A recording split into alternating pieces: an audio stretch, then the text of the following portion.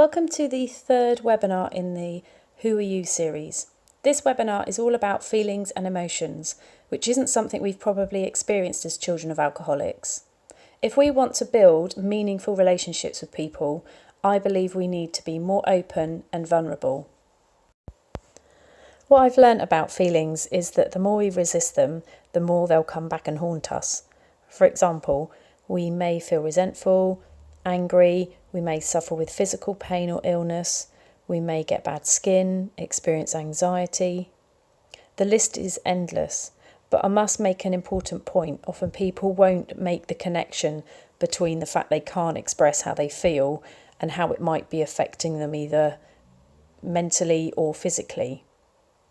Once I knew what feelings were, I used to be quite scared of them. Kind of letting myself feel, in my opinion, made me weak. And my dad taught me that I should never be weak.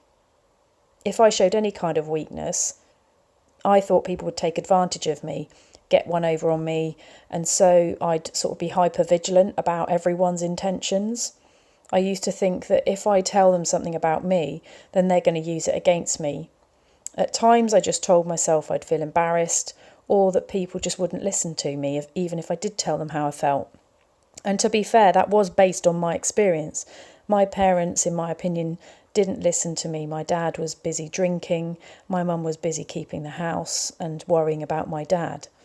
So they didn't, in my opinion, listen to how I felt and validate my feelings. I know some people that think if they let themselves feel that they won't recover, that they'll be overcome with emotion and won't be able to survive. We need to stop and think about that for a second. For example, by admitting that we feel upset about something means that we won't be able to live. That's pretty much what someone's saying. Is that really true, or another example of the power of the mind taking over and scaring the living daylights out of us? Is it not possible that we can feel upset and still live? Is it possible that we could feel upset, accept that upset, because we're human after all, and still be okay? You may like to pause the video and think about that for a few minutes before you carry on with the webinar.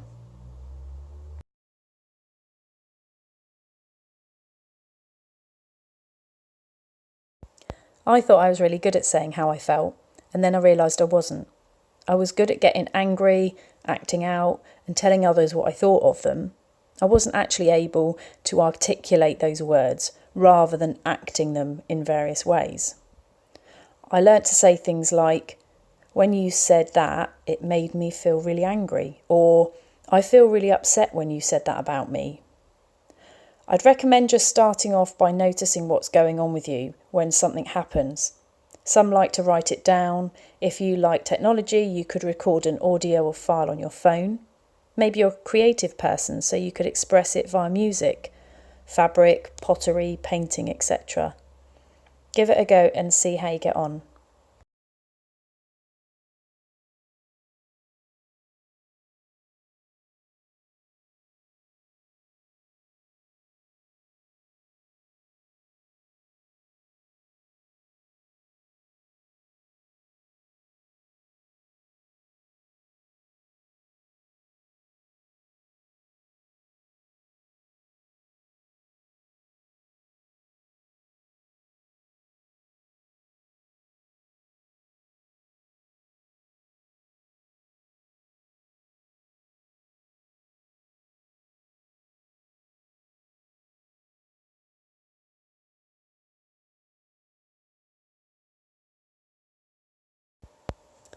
I just wanted to give a brief summary of my interpretation of the difference between emotions and feelings.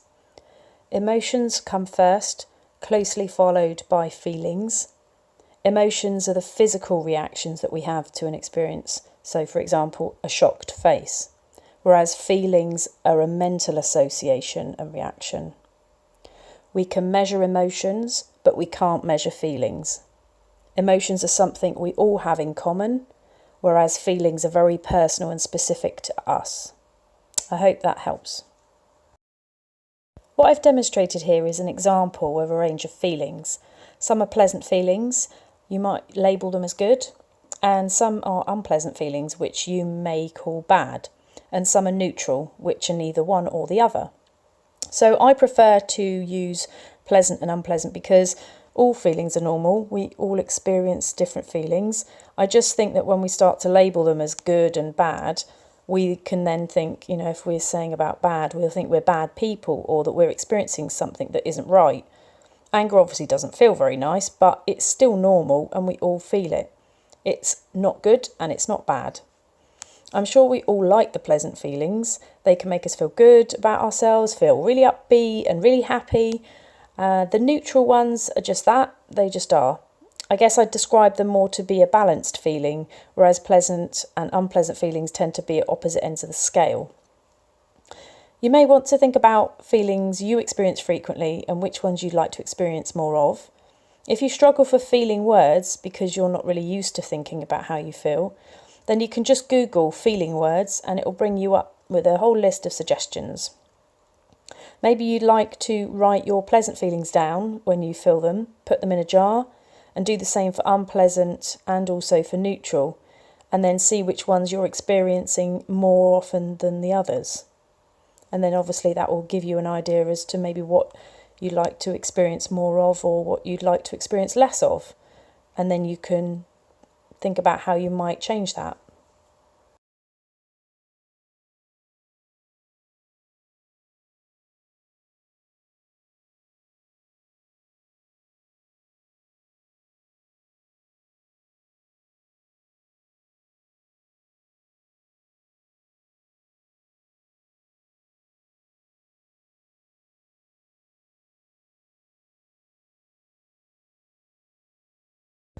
This is just some ideas that you might want to have a look at in terms of some practical exercises, because I'm all about putting things in practice. There's no point in me teaching you all these things and educating you about various things you might not know about and then not doing anything with it. So in the next week or so, you might want to pay attention to your feelings. I've put down there you can make a list of feelings using Google if you want to get some ideas about feeling words if you get stuck, but just kind of raise your own awareness in certain situations. Obviously, you may well be aware of feeling upset and angry, but sometimes it's good to get a bit more specific. And also, these things can happen in a context. So do you get more upset in certain situations or with certain people or that kind of thing? You can get creative, be flexible, do whatever suits you. If you want to do a picture, something musical, do a video, that's totally fine. You also might want to use a journal to note something down every day so that you can then reflect on that later. It may take you some time to get used to this. That's totally fine. It's normal. Just be patient and give it a go.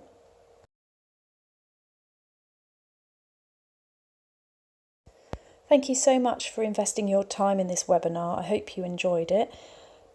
Don't forget the next webinar is all about your values and beliefs. This is written by a good friend of mine, Becky Craig, who runs Blue Lake Coaching, and she's going to tell you all about values and beliefs, which you may or may not have thought about, as we always tend to focus on the alcoholic, so it's time for you.